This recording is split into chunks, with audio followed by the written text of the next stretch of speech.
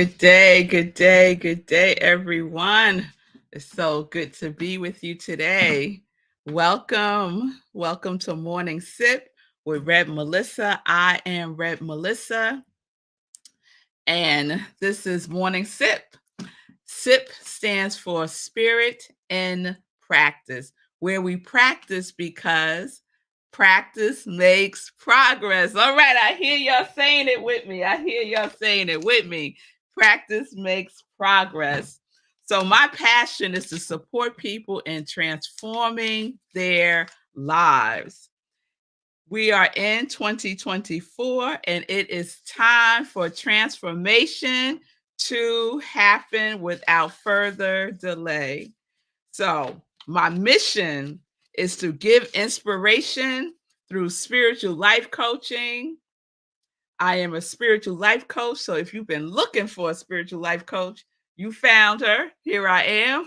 I also give inspiration through preaching and teaching that ignites the divine spark within you to live life in joy. Yes, connected to your yes.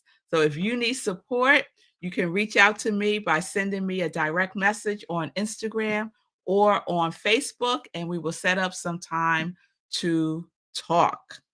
So, this is my ministry of joy, and it is one of the things that I love most to do. So, good day, Shay. It's good to see you. Girl, I just came back from the gym, so I must have that gym glow. I must have that gym glow on me right now, Shay. And we're going to talk. I got a little story about the gym and discernment that I'm going to share with you all today.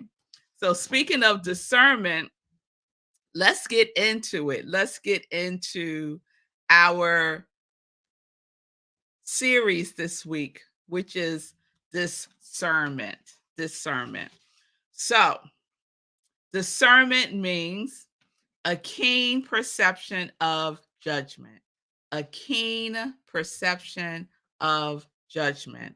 And the origin is to decide, to decide. Yes.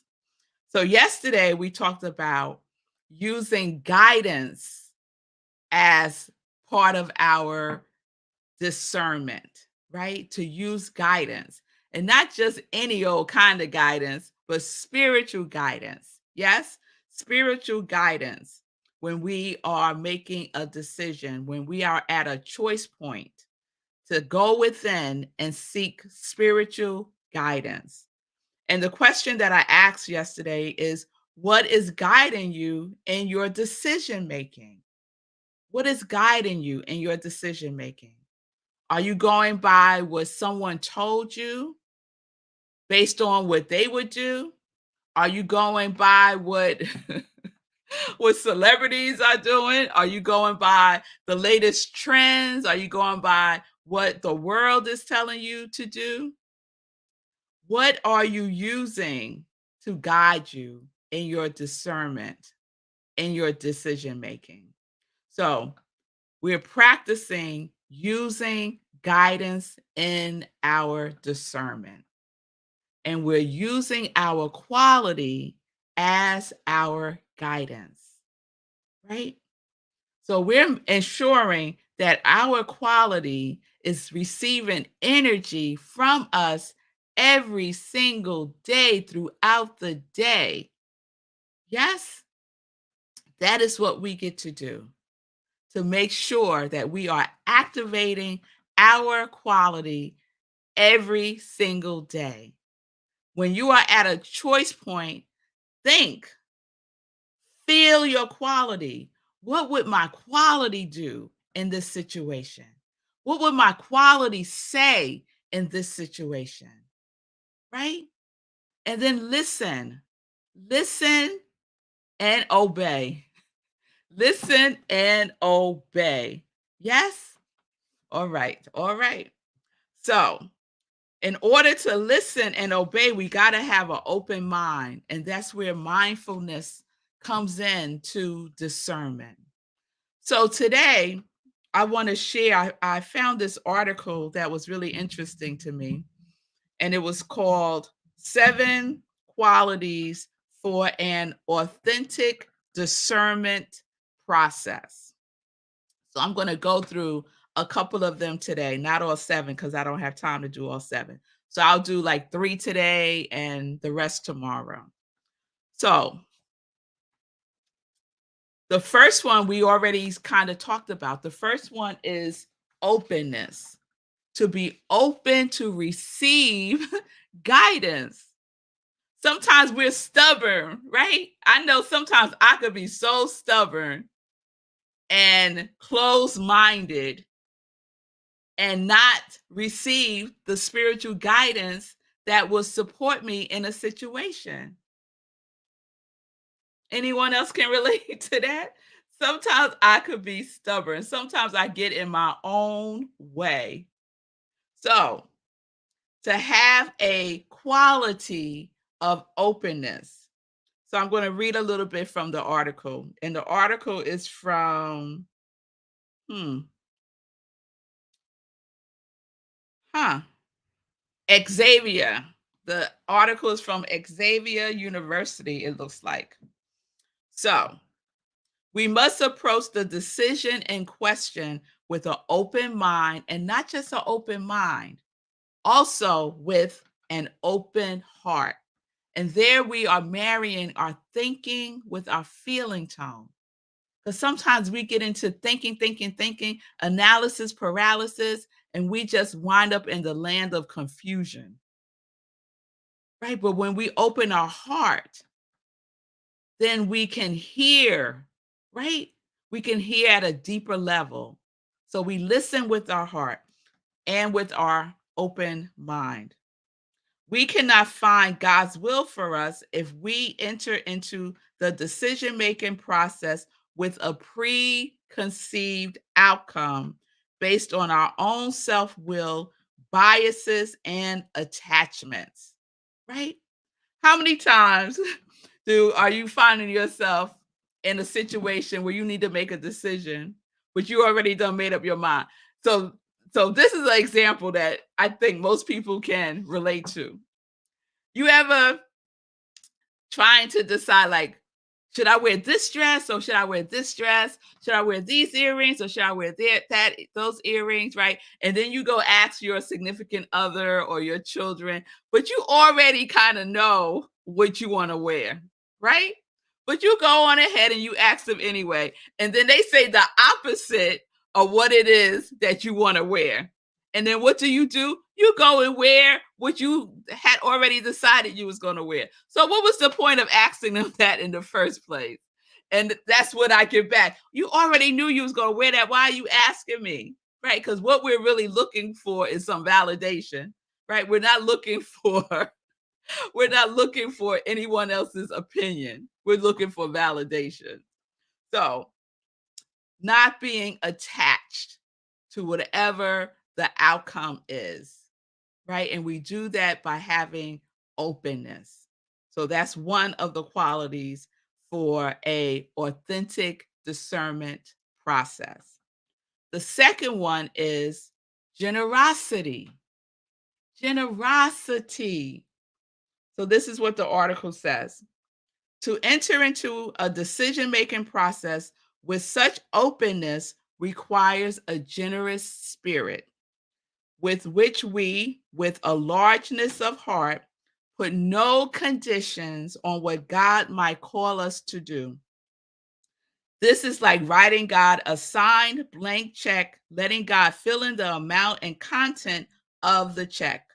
Only a generous person would do this.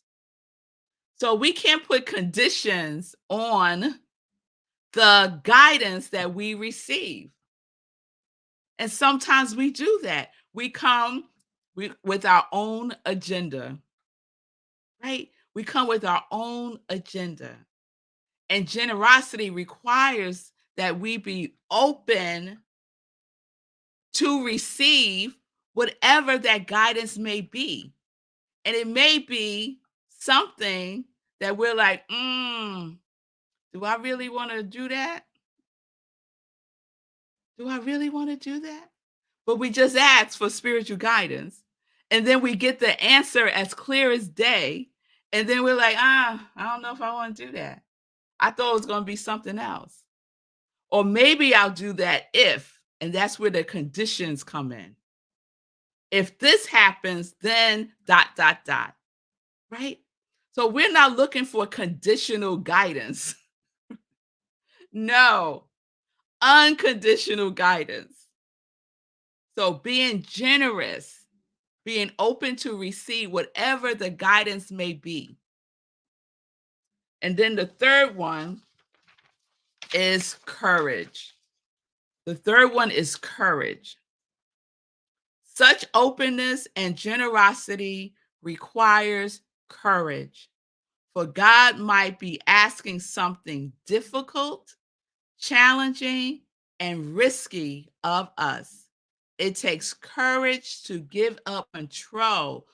Whew, courage to give up control. Oh my goodness. Any control freaks out there? Courage to give up control and trustingly put the decision in God's hands while seeking God's guidance, while seeking spiritual guidance. To have the courage to do and to receive and to take action, no matter what that guidance may be, takes courage. Many times, and I'll speak for myself, many times I'll seek spiritual guidance and I get the guidance and I take no action. And then let's say a year later, I seek spiritual guidance about the very same thing. I get the same response about what action, what baby step that I need to take. And then I still don't do it. And then 5 years later, I come back seeking spiritual guidance about the same thing. I might craft it in a question a little different, but the essence of it is the same. The core of it is the same, right, Stacy? Stacy said, "Yep, that happens to me." But it's the same answer every single time. 5 years later, 10 years later, 20 years later, because it is for you to do. It is your divine assignment. And many times we're like, can I get something else? Can I get something else? But that is the spiritual guidance. And it takes courage. It takes courage to step out on faith and trust the guidance that we are receiving. So those are the first three of the seven. Openness, having an open mind and an open heart. Generosity, having a generous spirit, right? Having a generous spirit and not putting any conditions on the guidance. And courage. Stepping out on faith takes courage. We're doing our spiritual book club, and the book that we're using is The Big Leap by Gay Hendricks. And we had our first session last night, and it's being facilitated by Eugene Holden. And it was a wonderful first class. And it's all about courage. Taking a leap takes courage. It takes courage. So are you willing to take the big leap, right? Are you willing to take the big leap and follow the spiritual guidance that you are receiving by listening to the words of your quality when you check in and you say, what would connection do here? What would creativity do here? What would love do here? What would joy do here? What would surrender do here? And we listen and we follow the guidance, even if we don't agree with it. Even if we can't see how this has anything to do with what I just asked for guidance about. Because guess what? We can't see the whole picture. We can't see the whole picture. We can't see how this dot connects to this dot when we're in the middle of the dot. It takes perspective. It takes perspective. But what we can do is to trust that just like before, when I asked for guidance and I followed the guidance, knowing that it's for my highest and best good, the best outcome came forth, just like before. So that's what we can remember. That's what we can remember when we put our faith in the wider lens that spirit sees through. Openness, generosity, and courage. So let's add that to our discernment toolkit this week and practice with those qualities. Let's have an attitude of openness, an attitude of generosity, and an attitude of courage. Go within and ask for guidance with whatever may be up for you. All right. All right. So let me just check in. It's good to see you, Stacy, joining us on Instagram. Hey, Shay. Shay said, God provides the provisions for the vision. Amen. I know that's right. I am courageous and let go. Girl, you know I'm a recovering control freak. Who is it? Who isn't a recovering control freak? I know I am too, right? Oh, yes. Oh, yes. But we are doing the very best that we can. And when we know better, we do better. So we are having some grace and being gentle and kind with ourselves as we navigate this thing called life that is so, so good and delicious. So let's get into some joy news.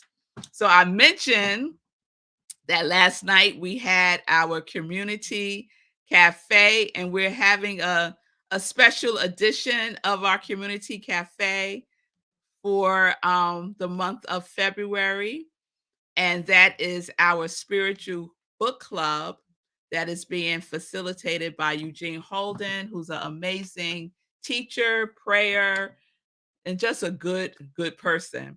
So he is leading the community cafe. The book is The Big Leap by Gay Hendricks.